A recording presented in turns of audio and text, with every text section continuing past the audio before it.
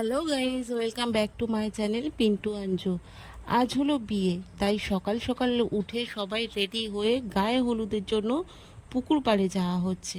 তো আজকের ব্লগটা দারুণ মজার হতে চলেছে। পুরো ভিডিওটা দেখতে থাকো, পুরো ব্লগ তোমাদের সাথে শেয়ার করব।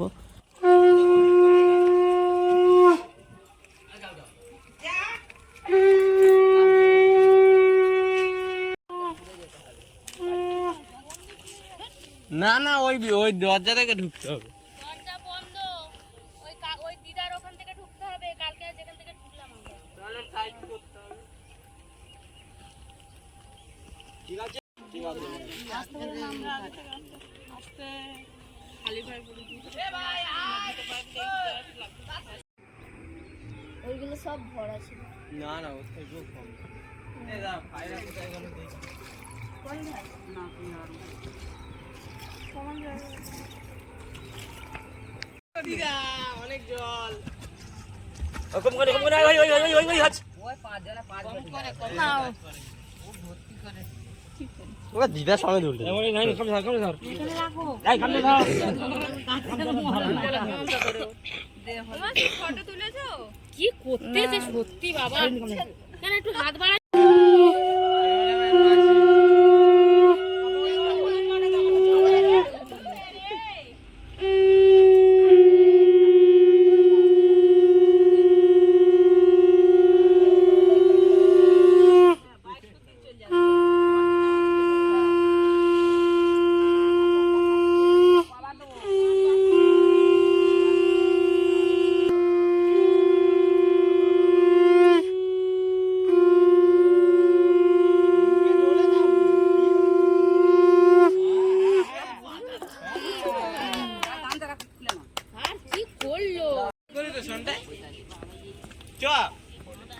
পরে কও। আরে মাথা তো পুরো হলুদ হয়ে গেল।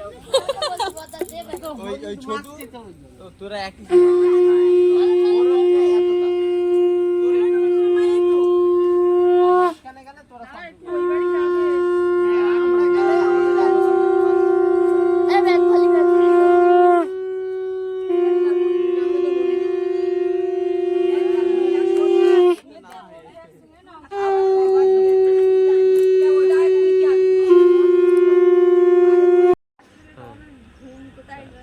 জল আলাদা আলাদা, তাই তো? তাহলে ঠিক আছে।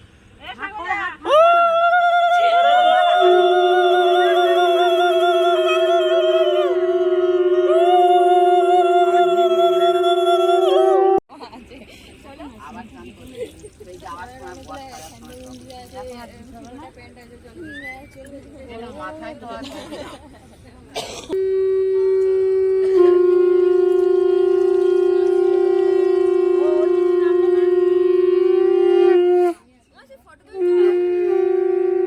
ফটো তুলেছি কয়েকটা। ঘটিটা ওর হাতে দে না, ঘটিটা ওর হাতে দিতে পারতে না। হ্যাঁ তোমার দিক দিয়ে ঘুরবে। পাঁচবার নিয়ে যা যেতে পারবে না। বন্ডির মধ্যে আমিও নিয়ে নিলাম। এখানে যা। জল দিয়ে খেলা করছে। না এখানে যা না, এটা ধাক্কা দিয়ে পড়ে যা। থাকবা যা না, উলু যা না।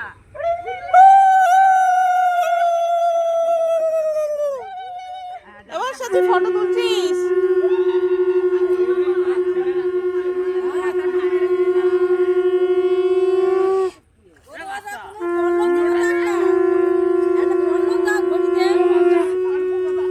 আরে উড়ে আসুন না দিচ্ছি।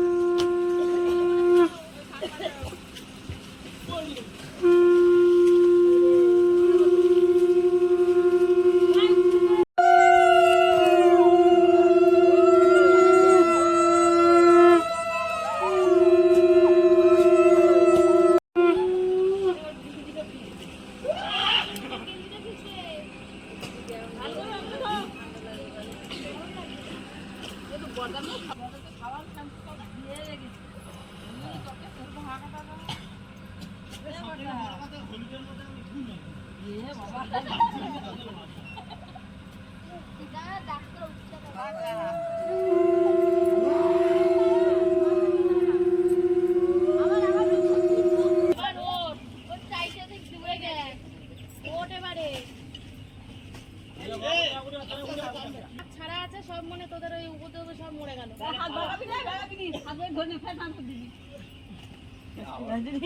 আবার কাদা লেগেছে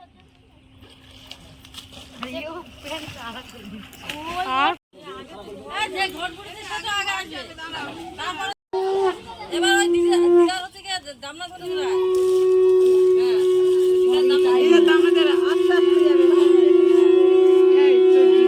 আমি জুতো নিয়ে হাঁটবো। আচ্ছা খুলে বল।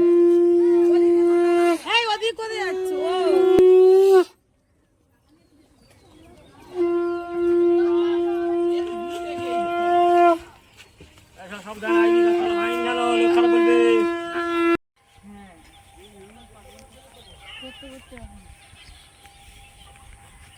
এই নিয়ম আরো কত নিয়ম আছে ঘরে চলো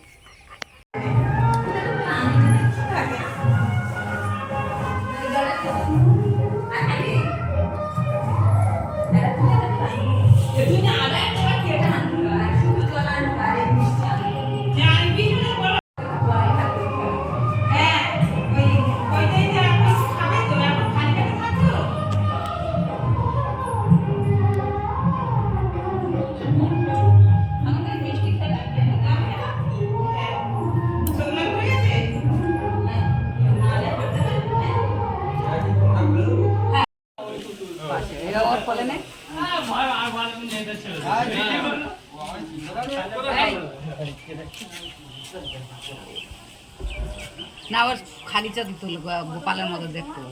দাদা বলে নিয়ে নিয়ে আগে কোলে নে ওকে, আগে কোলে নিয়ে নে, পরে নাহলে হাসতে চাইবে না। বাবা এ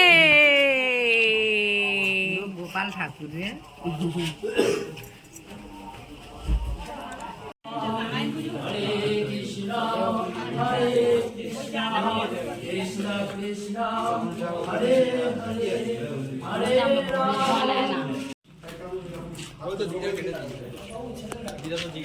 বাবু যাও বাবু যাও বাবু যাও যাবো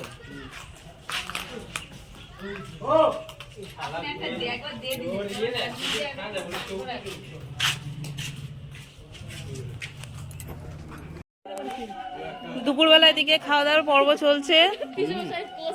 রান্না তেমন কিছু হয়নি, শুধু মাছের ঝোল আর ভাত।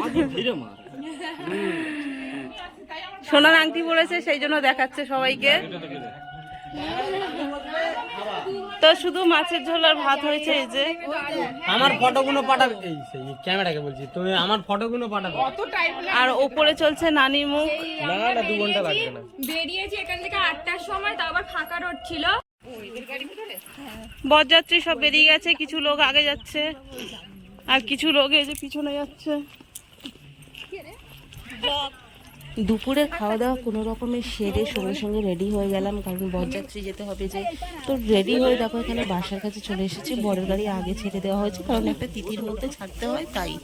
তো বরের গাড়ি চলে গেছে, এবার আমরা রেডি হয়ে যাচ্ছি। কিন্তু জানতোকে আমার সাথে এরকম হবে, আমার সাথে তোমরা বললে বিশ্বাস করতে পারবে না। বাসের মধ্যে এত আমার শরীর খারাপ হয়ে গেছে, আমার ছেলের।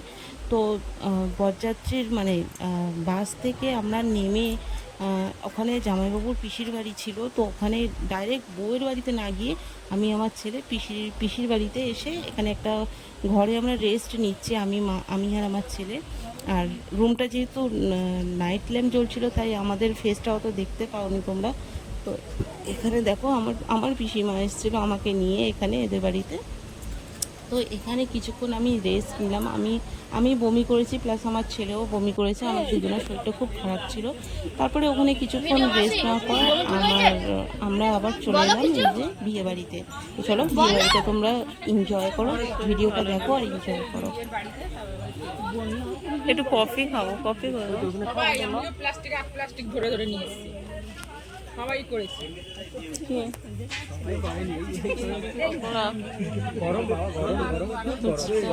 কফি কফি খাও, আমি আর একটা খাবো।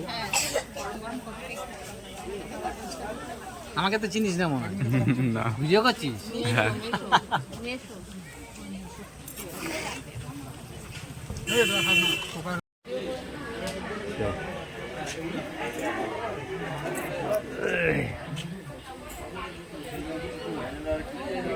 হ্যাঁ? কোনটা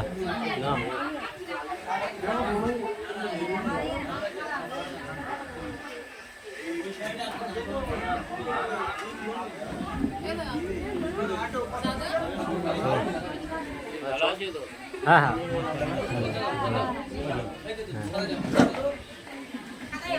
গরম গরম একটু কফি খেলাম আর খেলাম একটু পকোড়া, তারপরে চলে এলাম বৌমার সাথে দেখা করতে। হ্যাঁ, আমি হয়ে গেলাম মাসির সাথে। তো চলো আমার বৌমাকে তোমরাও দেখে দাও। আর আমরা যেহেতু দুপুরবেলা বেরিয়েছি, তখন এই গরমে এত রোদ্রে আমরা কোনো মেকআপ করিনি, জাস্ট শাড়ি আর সিম্পল অল্প কিছু গয়নাঘাটি করে আমরা চলে এসেছিলাম বিয়ে বাড়িতে। তো দেখো ওই যে বসে আছে, তোমরা বরকে দেখলে আশা করি বুঝতেই পারছো। তো কমেন্ট করে জানিও কিন্তু বৌমা কেমন লাগলো তোমাদের। কভারে করে দিয়েছে। দেখ জেনি কভারটা লাল হয়ে গেছে আর যেটা ছিল সেটা খুলে গেছে। এটা ওয়াটা সাইড করছে জুম মেরেছে, ঠিক আছে? এটা গাড়ি করে দাও। হাই হাই সার্ভার দেখা।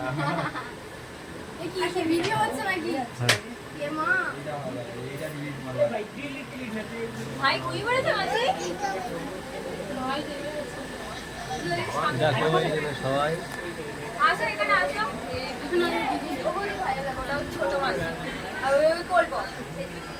এ বর্ষা মনে করছে এটা কি ভাবে ভিডিওটা করে বর্ষা ওনারা ধরে টানছে ও দা মাথায় লাগছে দিদি, ওনাটা ধরে টানছে, মাথায় লাগবে, ও ওনাটা ধরে টেনে নিচ্ছে। মানে শুনো তো যখন শুনলাম বাড়ি ফেরার সময় ট্রেনে ফিরবো, তাই মনে একটু সাহস রেখে খেতে বসে গেলাম। কিন্তু তা আর হলো কোথায়। আসার সময় যেহেতু এতটাই শরীর খারাপ করেছিল, এখনও যেন শরীরের ভেতরটা কেমন গাটা গুলিয়ে গুলিয়ে উঠছিল। যা হোক, অল্প করে একটু ডাল ভাত নিলাম আর আলু ভাজা নিলাম, ব্যাস। আর পাতে কিছু নিলাম না। কিন্তু যেহেতু আমি নিইনি, পাশে আমার এক বোন বসেছিল, তো তার পাতে কী কী এসেছিল চলো তোমাদেরকে দেখাই। পটল চিংড়ি এসেছিল, আলু ভাজা ডালের পর পটল চিংড়ি আর মাছের ঝাল এসেছিল, তারপর এসেছিল মাংস। আর এখানে দেখো আমি খাচ্ছি, আমি শুধু ডাল আর আলু ভাজাই খেয়েছি, এক হাতা ভাত নিয়েছি, তাও পুরো খেতে পারিনি। আমার ছেলেকেও এখান থেকে 2 গাল খাইয়েছি, বেশি খাওয়াইনি। তো শসাটা আমার খুব ভালো লাগলো, কারণ স্যালাডটা দরকার এই সময়। তো স্যালাড একটু নিয়েছি। আর দেখো আমার বোনটা চিকেন করেছে ওর পাতে, আমার পাত দেখতেই পাচ্ছ শুধু ডাল আলু ভাজা লেবু আর স্যালাড, আর কিছু নেই। তো ছেলেকে এখানে কার্টুন চালিয়ে দিয়েছিলাম, কারণ বাধ্য হয়েছিলাম, ও এত দুষ্টুমি করছিল, কোল থেকে বারবার নেমে যাচ্ছিল, তাই ওর বাবা আর আমি তার মধ্যেখানে ছেলেকে বসিয়ে একটু কার্টুন চালিয়ে দিয়েছিলাম। ও দেখছিল আর ওর গালে একটু একটু দিচ্ছিলাম, ও খাচ্ছে। তো স্যালাডটা আমার খুব ভালো লাগছিলো, তাই খাচ্ছিলাম। আর এখানে দেখো সবাই বসে খাচ্ছে, ওই যে আমার জামাইবাবু আর এটা আমার জামাইবাবুর ভাই। তো আমরা যেহেতু তাড়াতাড়ি বেরিয়ে যাবো, যেহেতু ট্রেনে আমাদের যেতে হবে, আমরা তাড়াতাড়ি বেরিয়ে যাব, সেই কারণে তাড়াতাড়ি খেতে বসে গেছি ফার্স্ট ব্যাচেই। আর লাস্টে নিলাম একটু চাটনি, আর তারপর আছে মিষ্টি। তো মিষ্টি আমার মিষ্টি ভীষণ প্রিয়, তাই আমি তাও 2টো নিয়েছি, 4টে নিইনি। তারপর এলো হজমোলা আর আইসক্রিম। তো তারপরে আমরা চলে এলাম বহরু স্টেশনে। তো কারণ আমরা ট্রেনে করে যাব, বাসে করে আর আমি ফিরতে পারবো না। যা হোক 2 গাল খেয়েছি, সেটা যদি আমি বাসে করে যাই তো আমার পেট থেকে বেরিয়ে আসবে। তো সেই কারণে আমরা যারা যারা একটু মানে বমির ধাত আছে, তো তারা আমরা ডিসাইড করলাম আমরা ট্রেনে যাব।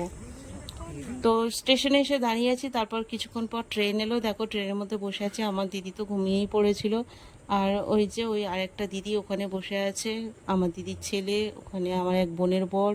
তারপরে আমরা বাড়ি চলে এলাম। বাড়িতে চলে এসে আমি ফ্রেশ হয়ে মুখ হাত পা ধুয়ে ছেলেকেও ফ্রেশ করে শুয়ে পড়লাম। তো টাটা, আজকে